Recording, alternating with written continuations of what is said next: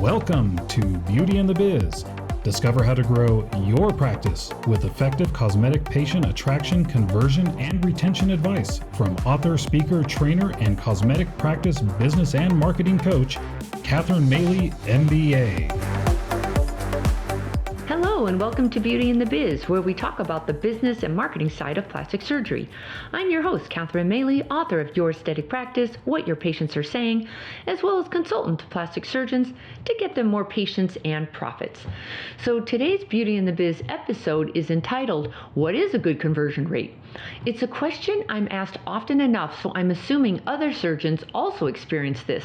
So I'll address it here. So here's the question. And actually, this was a real question I got. Dear Catherine, I had the same patient consultant for many years and she did a great job. We made a really good team. I performed several procedures on her throughout the years, so she was a great testimonial and she knew how to credential me as the best. She was also very good with my patients and really good at closing consultations. I never realized just how good she was until her husband was promoted and she moved away. Now, my current coordinator has been on the job for the past year and we're getting mixed results. She's nice enough, but we don't get the same results I used to get. My consult conversion rate used to be in the high 70s for years, and it's dropped significantly. My coordinator says that's because the patients are price shopping our competitors and our prices are too high. I'm not sure that's true. I don't know if it's the patients or the coordinator or something else. Can you tell me what is a good conversion rate? Signed, Dr. W. And so this was my answer. Since that's a loaded question, we need to unpack it before I start throwing out percentages. Now, lots of plastic surgeons are experiencing sporadic conversion rates, or feast or famine months, and then they're not sure why. Now, this inconsistency can wreak havoc on your day, your attitude, as well as your pocketbook. So you start questioning yourself and doubting your staff, and that's a path to even more frustration. So what's really happening? Well, the bad news is there's no one easy answer. There are so many variables that go into your success, or lack thereof, when converting consultations. So here's the scenario. One practice can play the quality versus quantity game and experience an 80% conversion rate because the coordinator only works with the hyper-interested. So she sends one follow-up email, and if they don't respond to it, she just drops them. But that same practice who is cherry-picking also can experience big highs and lows in the schedule because they need a lot more leads to cherry pick the best from. Or here's another scenario. You've got a practice that experiences a 25% conversion rate because they play the quantity versus quality game. So they see everybody. They don't charge a consult fee, they have lots of no-shows, and frankly, lots of flaky price shoppers who are not yet ready to act. So the coordinator has to sift through who's a real candidate and who isn't. So given that, here's a short list of why your conversions could be off. Maybe your SEO isn't working like before because Google changed the rules again, or you changed your SEO or website provider and you lost ground on your internet presence and ranking, so the new internet company has to build up your presence again. Or maybe a new competitor came to town and they're out marketing you, as in they're just blowing out their Google AdWords budget and leaving you in the dust because they're ranking very high on that first page, even though it's an ad. Or maybe you changed up your marketing strategy and while you're getting more internet leads, they're of very poor quality. Or maybe your new coordinator is nice and friendly, but just doesn't have the converting skills needed to get to a yes. And I'm sure there are many more, but those would be my top ones.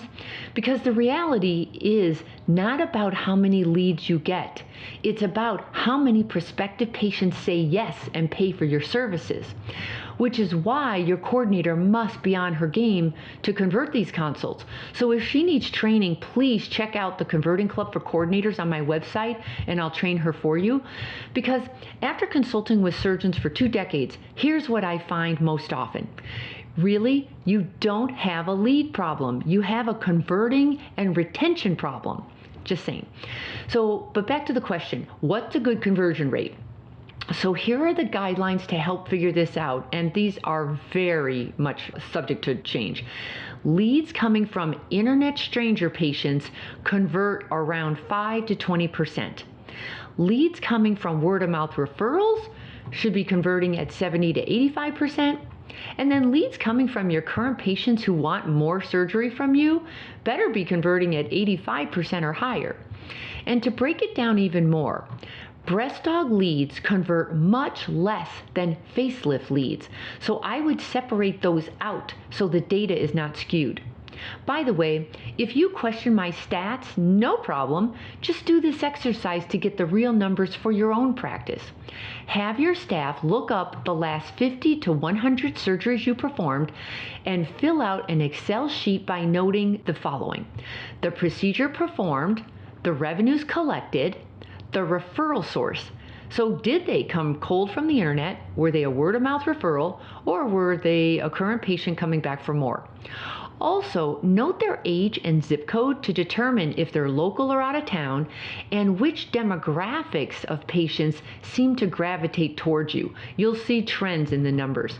So I've had surgeons from all over the country do this exercise, and they're always surprised to discover where their conversions and revenues actually come from. So see for yourself and let me know your own results. So this wraps up this Beauty of the Biz episode, and I sure would appreciate it if you would subscribe and give me a review. That would be super helpful. And then, of course, feel free to pass this along to your colleagues and staff. And I also appreciate your feedback and questions. So if you have any, please leave them for me at CatherineMaley.com, or you can certainly DM me on Instagram at CatherineMaleyMBA. Thanks so much, and I will talk again soon.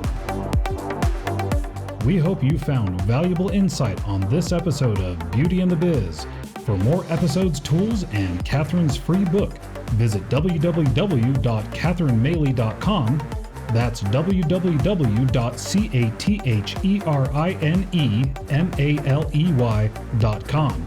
And be sure to subscribe to get the latest practice building strategies delivered to you. And don't forget to share this Beauty and the Biz podcast with your staff and colleagues.